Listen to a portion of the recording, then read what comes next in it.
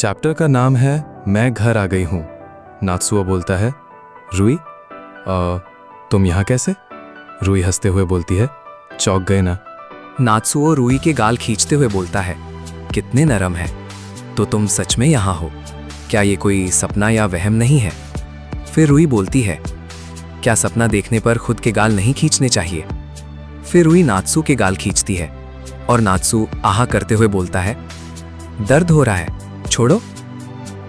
फिर नात्सुओ बोलता है, मुझे बिल्कुल अंदाजा नहीं था।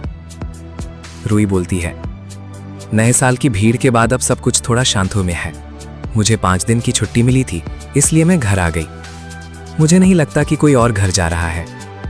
छुट्टी बहुत लंबी नहीं है, पर मैं सच में तुमसे मिलना चाहती थी। मैं ग्रोसरी स्टोर से सामान भी ले आई हूँ, ताकि मैं तुम्हें वो सब बनाकर खिला सकूं जो मैंने वहां सीखा है। नात्सुओ बोलता है, पर तुमने मेरा मैसेज पढ़ा भी नहीं था।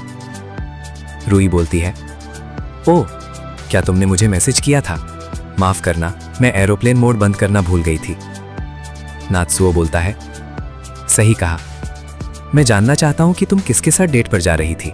रुई बोलती है, डेट?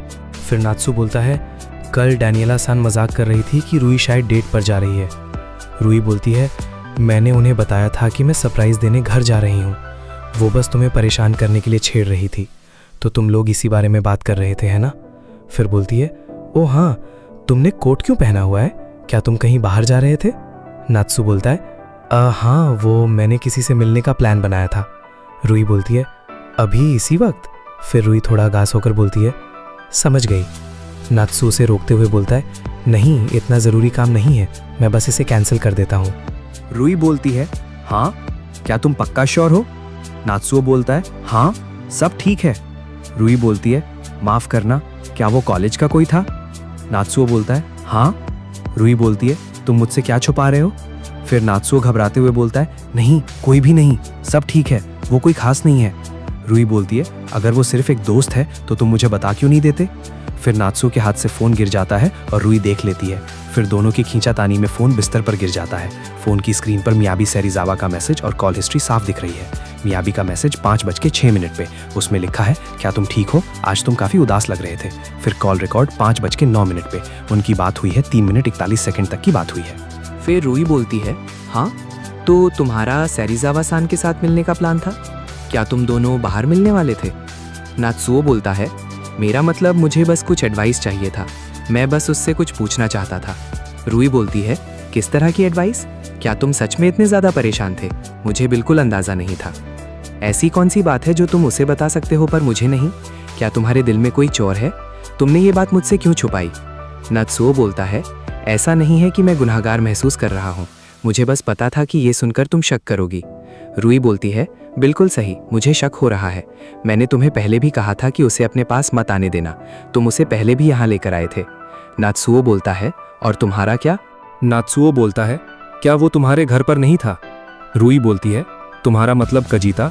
उसके और मेरे बीच ऐसा कुछ नहीं चल रहा है।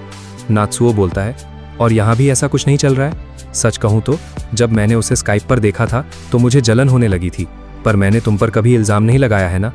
फिर नात्सुओ बोलता है, तो क्या अगर वो ऐसा कर रही है तो मैं भी करूँगा, क्या तुम ये कहना चाहते हो?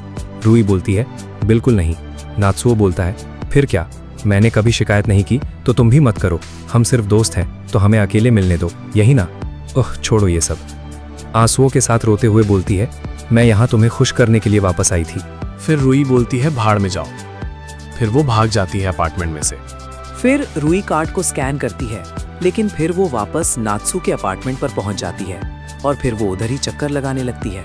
फिर थोड़ी देर बाद सेरिज़ावा आती है और फिर वो रुई को देखकर वापस भागने लगती है।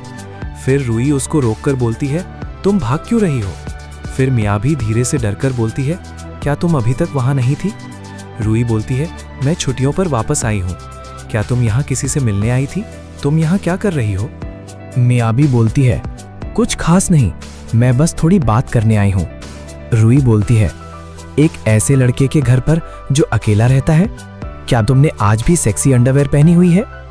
मियाबी घबराते हुए बोलती है, तुम गलत समझ रही हो, हमें बाहर मिलना था, पर जब उसने अचानक प्लान कैंसिल कर दिया तो मुझे चिंता हुई और मैं यहाँ आ गई।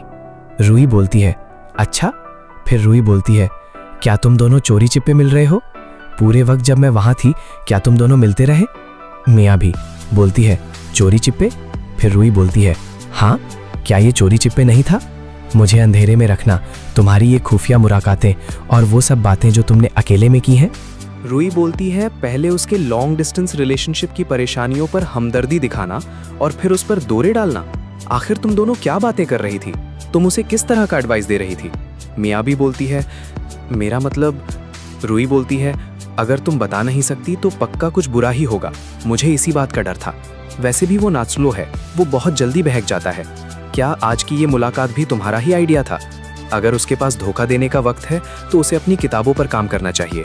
हे भगवान, क्या ये सब बस लिखने के लिए, मसाला जमा करने के लिए हो रहा है?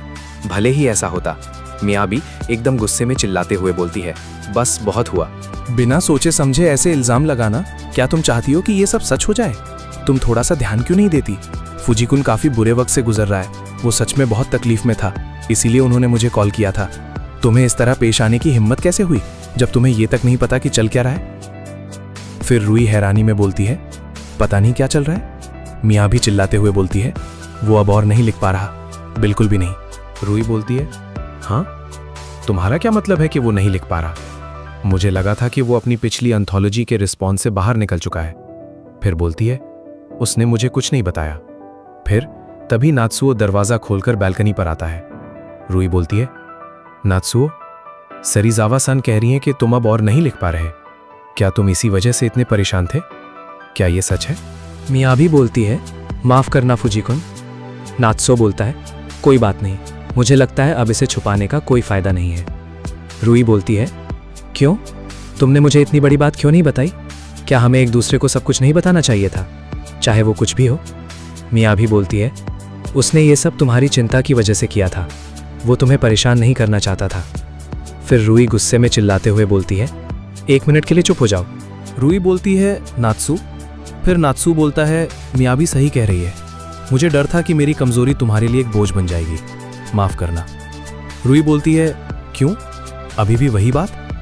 फिर रूई रोते हुए बोलती है, मैं तुम्हारी गर्लफ्रेंड हूं। फिर रूई गुस्से और दुख में वहां से भागने लगती है। नात्सुओ बोलता है, रूई? नात्सुओ उसका 3-4 बार नाम लेकर उसको रोकने लगता है।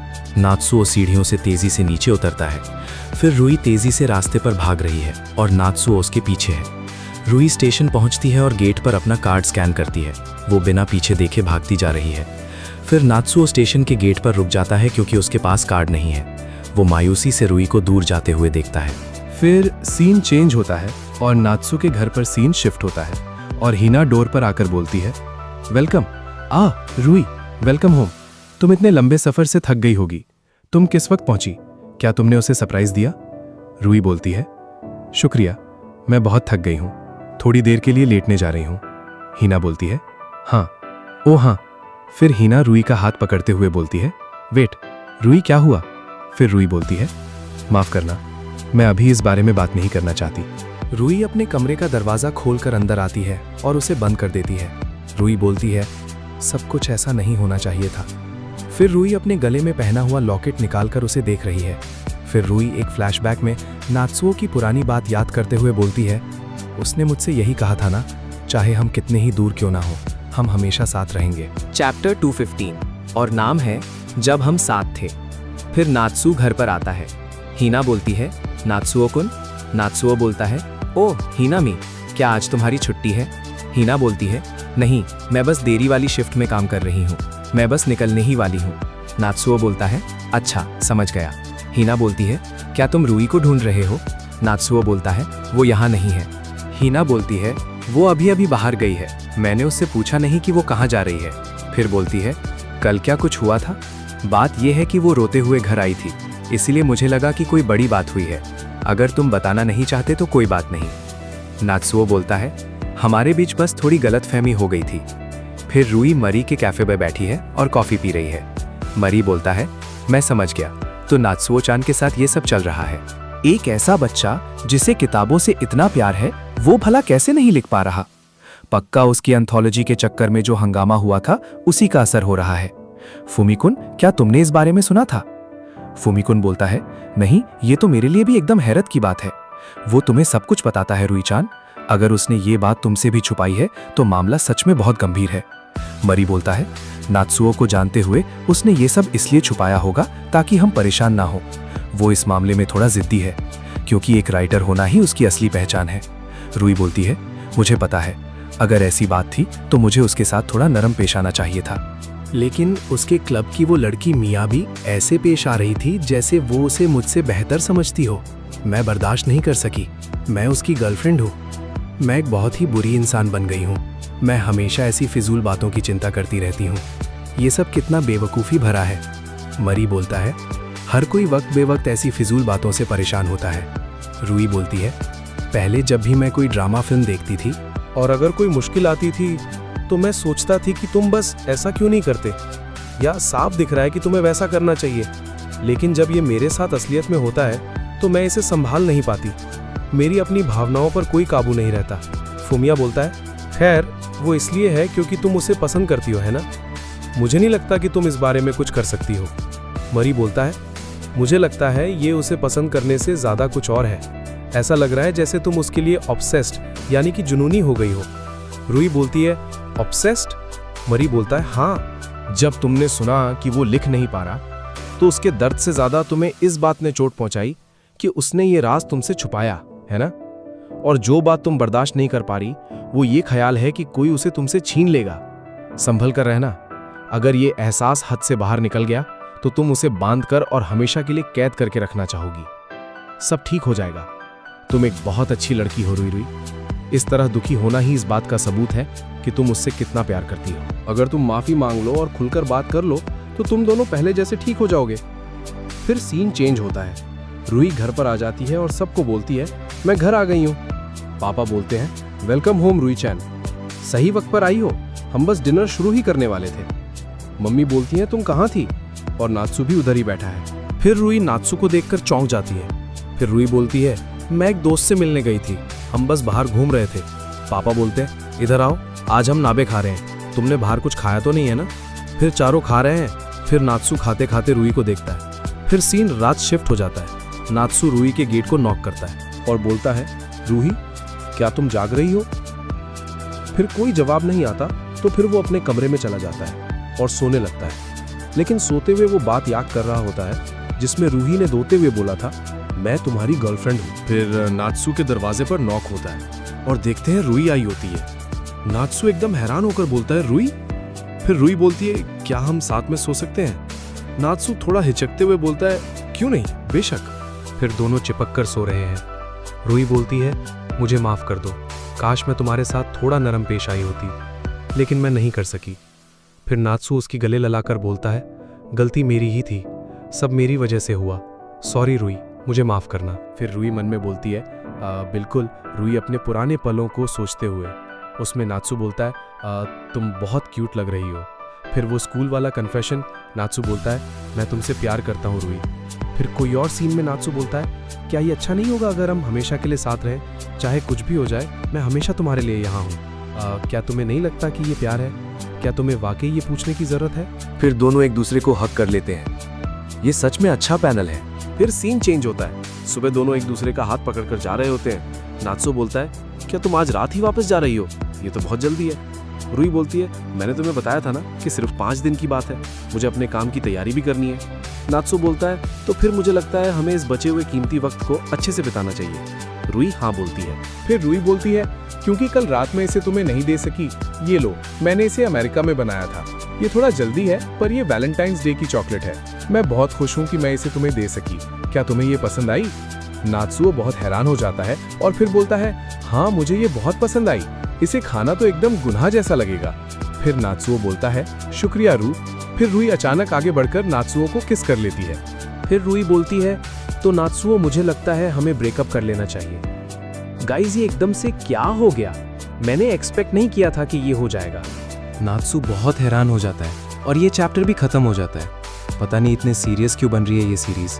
अब तक बहुत कुछ देख लिया, अब 61 चैप्टर ही रह गए हैं। तो गाइस जल्दी न्यू वीडियो के साथ मिलेंगे और तुम्हारे लिए कमेंट का दरवाजा खुला है, तुम कुछ भी मैसेज कर सकते हो। तो ठीक, बाय बाय गाइस।